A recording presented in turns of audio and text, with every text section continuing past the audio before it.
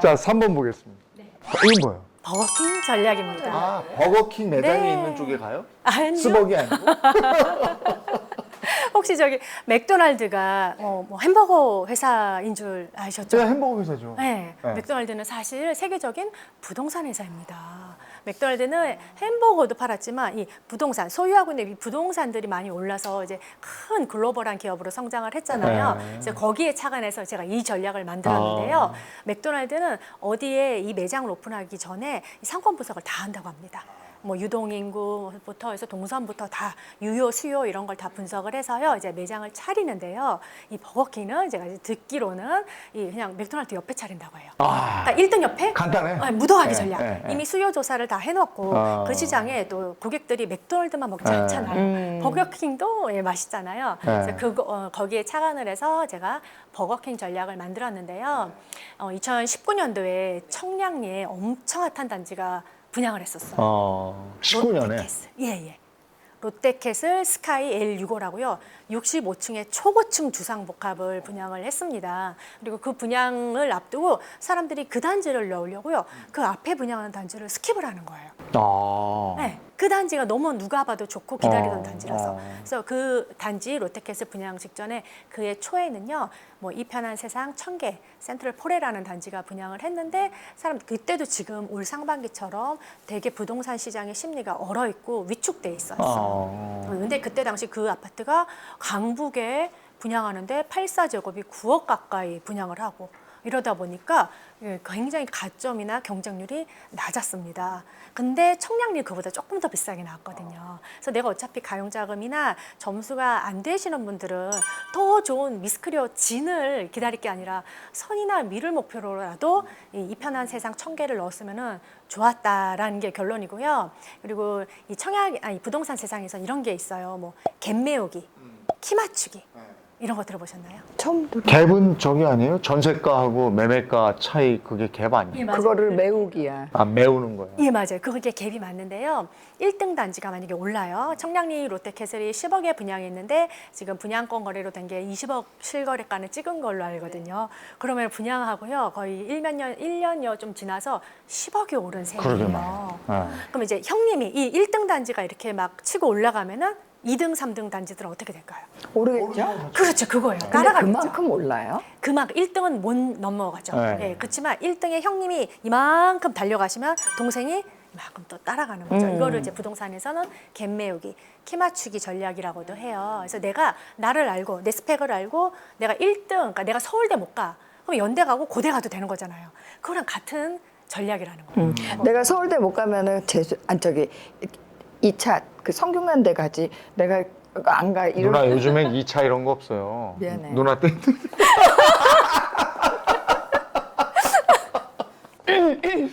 언제적 얘기야. 60년대 얘기예요. 왜? 그러니까 1등 입지의 대장 아파트만 고집하지 말고 추세적으로 오는 다른 아파트들에도 주목을 좀 해라. 예, 4번. 그렇죠. 부부가 함께죠. 네, 부부가 함께 할 수 있는 뭐 시간차 청약 들어보셨나요? 시간차? 네, 시간차 청약 이거는 이제 제가 창시한 단어인데요. 부부가 하면은 너무나 좋은 장점이 많아요. 지금 이제 우리 또 MC 분들도 아시겠지만 1주택만으로는 부자가 못 되는 건 알고 계시죠? 네. 내가 이제 부동산으로 경제적 자유를 이루고 싶다면은 이제 뭐 2주택 이상의 플랜을 가져가시는 게 좋은데요. 1주택은 이제 현상 유지잖아요. 내 집 오르면은 나보다 더 상급지 남의 집도 다 더 많이 오르고. 오르잖아요. 예. 그렇죠. 그래서 하나만 가지고는 내가 나중에 더 좋은 곳에 갈아탈 수가 없거든요. 그래서 이제 부부가 같이 하면 좋은 게 이제 시간차 청약이다라는 게 있는데 요거는 만약에 이제 제가 규제 지역에 서울에 이렇게 당첨이 되면은 신랑도 통장이 있으면 청약을 할 수 있는데 같은 아파트요? 아니요. 근데 이제 배우자는요. 제가 규제 지역에 되면 규제 지역 청약을 할 수가 없어요. 재당첨 제한이라는 것 때문에. 이제 그런 경우는 나의 배우자는 비규제 지역을 청약을 할 수가 있습니다. 비규제는 재당첨 제한을 보지가 않거든요. 이렇게 해서 둘 다 청약을 할 수 있는데 이 키포인트가 있어요. 이 청약 세상에서 분양권도 주택으로 봅니다. 옛날에는 안 봤거든요. 근데 내가 당첨됐는데 아직 입주를 안 했으면은 다 지어지지 않았으면은 집이 아니잖아요. 네. 근데 청약 세상에서 얘도 이제 집으로 봐요. 근데 이 시간차를 제가 찾아낸 거예요. 이게 당첨이 되시면은요. 바로 계약을 하지 않습니다. 2주 텀이 있어요. 아, 예, 요즘은 이제 서류 검토라고 해서 부적격이 하도 속출하니까 계약 날에 서류 검토를 하면 너무 밀리게 되잖아요. 네. 그래서 본 계약일 전에 한 2주 텀을 가지고 미리 서류 심사를 받는 네. 기간이 있어요. 어느 단지든. 그러고 나서 이제 정당 계약을 하는데 이게 재밌는 게 계약일 기준으로 주택으로 카운팅이 됩니다. 그러니까 나는 당첨이 됐는데 2주 뒤에 계약할 때 그때 유주택자가 되고 그 사이는요? 무주택이 되는 무주택인 거죠. 거예요. 그 상태일 때 이런 비규제의 입주자 모집 공고가 나오면은요 무주택 자격으로 청약을 할 수 있다라는 거예요. 아, 이 정보가 네, 정말 공부 정말 많이 이게 하셨는데요. 정보전인데. 네. 그리고 아까 가점이 낮아도 저가점자들이 또 될 수 있는 좋은 방법이 이게 이제 913 규제 때 나온 건데요. 무주택자한테는 추첨제에서 이 당첨자를 뽑을 때 네. 75%를 우선 배정을 하게 해요. 네. 이런 제도가 생겼습니다. 예를 들어 1000세대라면 1000세대가 다 추첨 물량이라면 750세대는요. 무주택자 안에서만 추첨제로 당첨자를 뽑는 거예요. 그러니 가점이 아무리 낮아도 무주택자라는 이유만으로도 당첨 확률이 확 올라간다는 겁니다. 그러면 나머지는 그 유주택자 250명만 넣고 하는 거예요? 네, 그 나머지 25%는요. 1주택자가 집을 팔겠습니다라고 처분 서약을 해야 돼요. 그리고 또 중요한 게 이 무주택에서 떨어지신 분들하고 합류해서 25%를 뽑아요. 그래서 지금 현 청약 제도가요. 무주택한테 그냥 압도적으로 유리하다. 네, 네. 네, 그래서 내 배우자가 당첨된 거 계약서 쓰기 전에 무주택인 상태로 비규제 청약을 또 넣으면은요 당첨 확률이 확 높아진다는 거예요. 이게 바로 시간차 청약의 기술입니다. 예. 근데 이렇게 해가지고 그 이주택자가 되잖아요. 그러면. 네네. 그러면 뭐 이주택자는 하나 처분해야 과세도 되는 거 많고 아니에요? 막 이런 거 아니에요? 아, 근데 이제 세금은 이제 좀 공부하셔야 되는데요. 뭐 내가 이제 비과세 전략으로 가실 거다 이러면은 하나의 주택만 하셔야겠죠. 근데 아까도 말씀드렸겠지만 하나 주택으로는 크게 이제 자산을 늘리기가 힘드니까 2주택까지도요. 재밌는 게 현행 취득세 규정으로는 규제적 하나, 그다음에 두 번째 집이 비규제라면은요. 취득세 중과가 되지 않아요. 그리고 이제 또 종부세가 지금 뜨거운 감자인데 이게 종부세가 인별과세거든요. 그래서 한 사람 명의로 두 개를 다 몰지 말고 나 하나 배우자 하나라면은요 종부세가 또 크게 부담이 되지가 않습니다. 그래서 이런 세금까지 공부를 하신다면은요 잘 절세하시면서 또 부를 늘릴 수가 있어요. 또 통장을 이용한 전략이 있어요? 네, 이 청약 통장도 증여받을 수 있습니다. 아, 그게 증여가 돼요? 네, 내가 가점이 낮아. 그리고 나는 공공 분양을 노릴 건데 저축액이 너무 낮아. 이러면은요 집에 잠자고 있는 할머니 할아버지 통장을 노려보세요. 옛날에는 원래 지금 국민은행이 조상이 주택은행이었잖아요. 네, 네. 그리고 옛날 어르신들은 다 청약통장 만들어서 성실하게 다 꼬박꼬박 저축을 하던 세대였잖아요. 그래서 이런 잠자고 있는 통장이 다 있을 수 있습니다. 네. 그래서 이런 뭐 어버이날이라든가 명절에 내려가시면은요 혹시 할머니 아니면 어머니 아버님 청약통장 있는 거 없습니까? 해서 있으시면은 네. 어른들은 그거 가지고도 모르실 수 있고 맞아요. 네. 또 이런 경우가 있었어요. 부모님이 이미 유주택자인데 통장은 정말 옛날에 만들어 놓은 거예요. 근데 해지는 안 하고 안 써먹고 계시던 통장이 있었던 거죠. 그럼 이런 것들을 자녀에게 증여를 하면은 그다음에 고저축액을 가져오거나 그 무주택 청약 통장 가입 기간 점수를 자식이 가져올 수가 있어요. 아, 그래요? 네. 아, 나 괜히 그거 다 했네. 없앴어? 난 그냥 집 산 다음엔 집 샀으니까 됐지 이러고 다 없앴죠. 좀 원래 그러는 거잖아요. 당첨돼도 통장 또 만들 수 있어요? 예. 아, 근데 이제 청약통장 증여의 조건이 있어요. 2000년 3월 26일 이전에 가입한 통장만 이게 증여가 되고요. 그 이유는 이제 상속으로만 가능한데요. 근데 이럴 수 있죠. 내가 가입한 거를 그냥 이렇게 나중에 이렇게 상속으로 또 아이들이 또 받을 수는 있으니까 뭐 못 쓰는 건 아닙니다. 네. 또 주의해야 될 사항 또 뭐 없겠습니까? 청약통장 증여해서요. 예. 이때 두 세대를 합쳐야 됩니다. 내가 만약에 이제 아버님 통장을 받고 싶다. 그러면 이제 출가해서 따로따로 살고 있잖아요. 그럼 이 세대를 합가한 다음에 청약 통장을 받을 제가 세대주로 변경을 하고 은행을 방문하셔야지 이 증여 절차를 밟아줍니다. 아유, 참 어렵네. 네? 자, 5번 보겠습니다. 네. 재건축 입주권. 네. 이게 이제 청약 통장도 없이 새 아파트를 받을 수 있는 이제 권리 편에서 제가 소개하는 건데요. 네. 통장이 있어만 꼭 새 아파트를 받을 수 있는 게 아닙니다. 내가 좀 여유 자금이 된다면은 이런 재개발 재건축의 입주권을 부동산에 가서 살 수도 있고요. 그러면 이제 미래 새 아파트를 가질 수 있는 조합원의 권리를 사는 거예요. 이제 물론 이제 프리미엄이라는 웃돈을 줘야 되겠죠. 그러니까 이런 방법도 있고요. 그다음에 이제 보류지 청약이라는 것도 있습니다.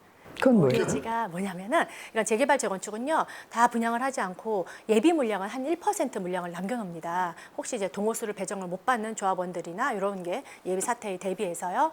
근데 요걸 아파트가 다 짓고 나서 한 6개월 뒤쯤에 요거를 마치 경매 방식으로 판매를 해요. 언제 몇 시 딱 조합원 사무실에 모여라 해서요. 가장 높은 가격을 적어내시는 분들이 낙찰받아가는 이런 구조로. 근데 이게 청약통장이 필요가 없습니다.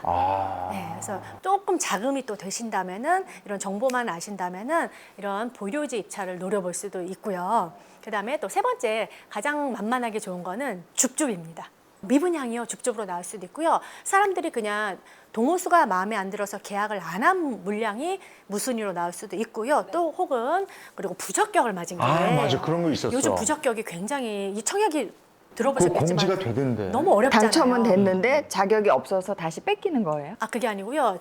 소득이나 자산 조건을 잘못 기입해서요. 혹은 가점 계산을 잘못해서 땡 떨어진 거예요. 컨닝, 뭐 부정 뭐 이런 거지. 아 그죠? 부정에서도 또 취소가 나올 수도 있고요. 그러니까 이런 계약 취소 물량이 많은 이유로 나오거든요. 네. 그리고 동호수가 마음에 안 들어서 버리는 물량 혹은 미분양 물량 이런 것들을 다 청약홈에서 무순이라는 제도로 접수를 받는데 이게 꿀인 게 통장이 없어도 됩니다. 아니 근데 그런 건 대체 어느 통해서 알게 되는 거예요? 우리는 어디서도 그런 걸 알 수가 없던데. 청약홈에 들어가시면은요 무순위라는 코너가 생겼어요. 청약, 홈에 네. 무순위. 예. 아니 다주택자만 안 되는 게 아니라 그냥 1주택자도 대출 잘 안 되는 거 아니에요? 다주택자만 안 돼요? 대출도 요즘 공부하셔야 돼요. 대출도 이제 고시라고 하는데요. 무주택자는 이런 규제 지역에서는 대출이 다 지역별 퍼센트별로 다 나옵니다. 그런데 이제 1주택자 같은 경우는요. 처분 서약을 하셔야지 이 대출이 나오고요. 다주택자는 규제 지역은 대출이 안 나오세요. 안 나오는데 어차피 아까 말씀드린 그 무순이라는 제도가요. 통장 없어도 되지만 조건이 그 해당 지역에 거주하시는 무주택자만 되세요. 그래서 우리 다주택자 같은 분들은 무순이라는 제도를 통해서 규제 지역의 아파트를 가질 수는 없고요. 그냥 웃돈 프리미엄을 주고 사는 수밖에 없고요. 그리고 이런 그럼 다주택자는 어떻게 이런 청약 분양권 투자를 하느냐 하는데 이런 비규제 지역은 다주택자라도 청약을 해서 당첨이 되면 대출이 나옵니다. 나오고요. 그리고 다주택자분들은 그냥 비규제 분양권을 전매 제한이 없는 곳이 있어요. 지방 같은 경우는 이런 것들을 그냥 살 수 있고 팔 수도 있는 거예요. 네, 네.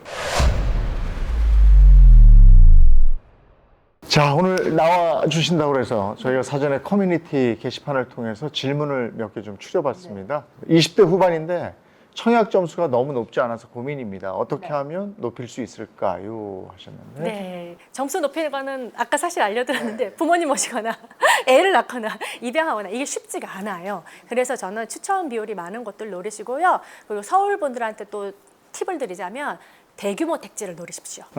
서울뿐만 아니라 이 대규모 택지는요 수도권 거주자가 모두 다 청약을 할 수 있어요. 뭐 검단 신도시, 파주 운정 신도시, 오산 세교 신도시, 또 뭐 동탄 이런 것들은 서울에 살아도 넣을 수 있거든요. 네. 근데 이런 데가 분양가가 너무 싸요. 아, 분양가 상한제를 적용해서 8사가 4억대예요.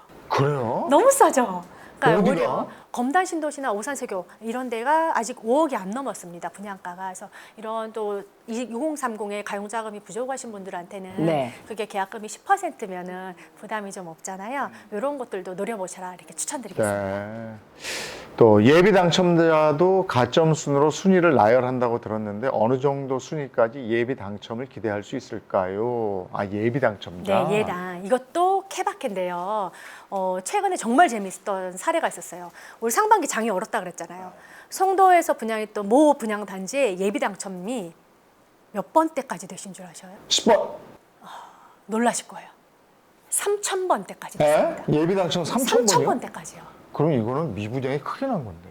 아니 이제 그때 이제 대출 규제 큰 이슈하고 그 단지가 직전 분양 단지보다 분양가가 좀 비쌌고요. 계약금 20이었어요. 그게 이제 허들이어서 3,000번대까지 넘어갔는데, 근데 그 단지는 굉장히 미래 가치가 있는 단지거든요. 네. 약간 시기를 못 탔을 뿐인 거지. 네. 오히려 저는 3,000번대로 그 송도의 미래 브랜드 신축을 가졌다는 게 정말 잘하신 기회라서요. 예비 번호가 몇 번이든 간에요. 시기에 따라 굉장히 이렇게 말도 안 되는 번호인데도 당첨이 될 수 있으니까 저는 무조건 가보셔라. 이렇게 추천을 드립니다. 움직이는 자한테 기회가 가는 거예요. 네. 규제 지역 당첨 시 비규제 지역 1순위나 재당첨 제한에 대해 궁금합니다. 이거는 부부가 이렇게 딱 시간차 공격해도 예, 맞아요. 네. 아까 설명드린 그건데요. 많은 일반인들은요, 당첨이 돼서요, 그 청약홈에 가면은 자기가 당첨된 1억을 줘야 할 수 있는데, 이렇게 재당첨 제한이라고 꽝 찍혀서 나오면은요, 자기 이제 청약 인생이 끝났다고 생각하시고 통장을 많이 깨세요. 근데 제가 그렇지가 깼다니까요. 그러시면 안 돼요. 네, 재당첨 제한에 걸려 있어도요, 비규제 지역은 상관없이 청약을 넣을 수가 있습니다. 규제 지역만 다시 안 되는 거지, 재당첨 지역, 비규제 지역은 재당첨 제한을 안 본다. 아니, 한 번 그게 당첨이 되면은 그 통장 다시는 못 쓰는 거예요? 당첨되면 안 되죠. 그걸로 당첨이 됐으니까 못 쓰는 거죠. 네. 이런 내용들을 담은 책을 가지고 나오셨다고요? 네, 제가 2022년에 이제 최신 개정판을 냈는데요. 지금까지 이제 주택 청약에 관한 규칙이 154번이나 바뀌었습니다. 너무 많이 바뀌어서 이제 청약 고시라는 말이 나왔는데요. 제가 첫 책을 내고도 지금 이제 거의 2년 가까이 됐는데 너무 많이 바뀐 거예요. 그 안에도. 예, 그래서 바뀐 청약 제도, 대출 규제, 그다음에 세금, 그다음에 많이들 관심 갖고 계시는 3기 신도시 공공 사전 청약, 민간 사전 청약 이런 내용들을 모두 총망라해서 담은 책이니까요. 예, 이제 무주택자분들은 이 청약이라는 거 한번 제대로 한번 배워보셔서 꼭 내 집 마련을 새 집으로 해보셨으면 좋겠습니다. 네. 정말 꼭 필요한 얘기고 알아야 될 정보들인 것 같은데 너무 모르니까. 이게 또 근데 공부해보면 또 알게 될 거예요. 지금 처음 들으니까 모르겠는 건데. 네, 공부를 좀 해봐야 되겠습니다. 우리 셀코TV 시청자 여러분들께서 응원 댓글 남겨주시면은 정숙희님의 청약에 대해 모든 것을 담아 만든 책 아는 만큼 당첨되는 청약의 기술 보내드리도록 하겠습니다. 꼭 돼야 되는데 하는 분들에게 희망 섞인 메시지 한번 주세요. 자, 이 윤 대통령님께서도 이 청약 제도를 좀 더 개편하겠다 말씀을 하셨거든요. 미혼 분들이 지금 당첨되기 너무 힘든 구조잖아요. 네. 그래서 이런 8호제곱 이하의 면적에도 추천 물량을 늘리겠다고 하니까 이번 기회에 내 집 마련 뭐 이번 생에 망했어. 절대 그렇게 마음 먹지 마시고 청약이란 제도를 제대로 일생에 한 번만 배우시면 되거든요. 네. 그러면 평생 써먹을 수 있고요. 제가 또 늘 이렇게 말씀드립니다. 이 새 아파트, 대한민국에서 새 아파트를 가질 수 있는 가장 싸게 잡을 수 있는 좋은 방법이 바로 청약이니까 한번 제대로 공부해 보셔서 꼭 내 집 마련해 보셨으면 좋겠습니다. 네. 아이고, 오늘 함께 해주셔서 고맙습니다. 감사합니다. 감사합니다.